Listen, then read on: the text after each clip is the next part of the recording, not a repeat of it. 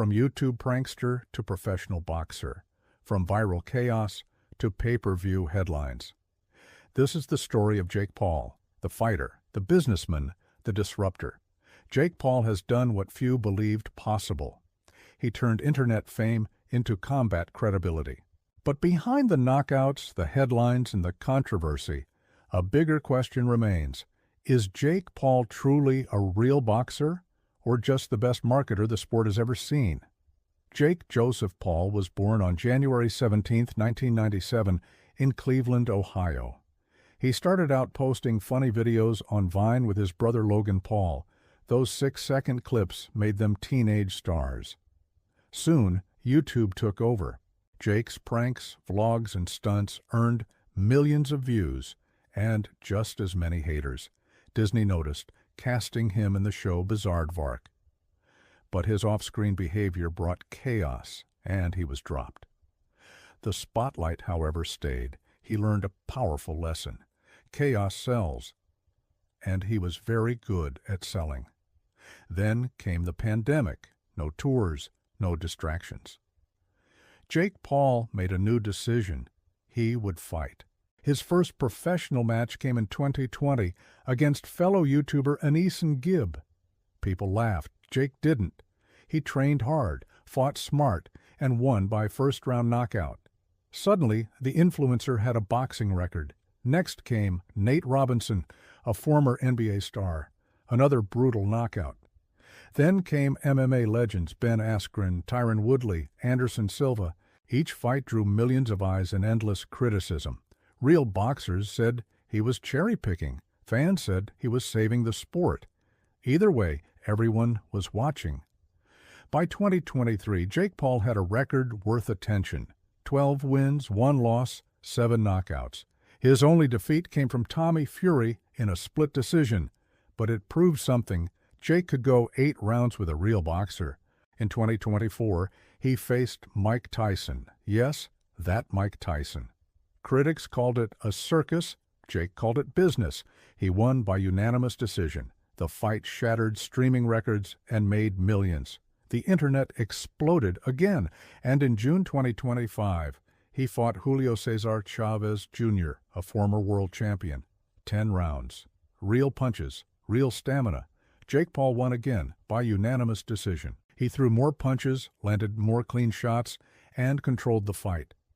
That victory earned him a top 15 world ranking from the WBA. For the first time, Jake Paul was officially a ranked professional boxer. Still, not everyone was impressed. Some said Chavez Jr. was past his prime. Others said the fight felt more like entertainment than sport. But even his critics admitted one fact. Jake Paul had forced boxing to pay attention. Meanwhile, Logan Paul seemed finished with boxing. According to their friend Mike Majlak, Logan's done for good.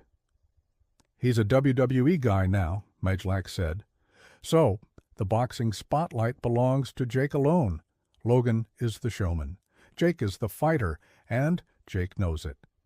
After the Chavez fight, he said, "I want tougher fighters, real champions, real belts." He listed names: Zurdo Ramirez, Tommy Fury for revenge, even top 10 cruiserweights. Jake wants to move from spectacle to legacy. But that road is brutal. To win a real title, he must beat men who've boxed their whole lives, fighters with hundreds of amateur bouts, with speed, precision, and experience. One mistake could end everything he's built. But Jake Paul thrives on risk, because risk is how he got here. Behind the gloves, there's the businessman. Jake co-founded Most Valuable Promotions, managing stars like Amanda Serrano.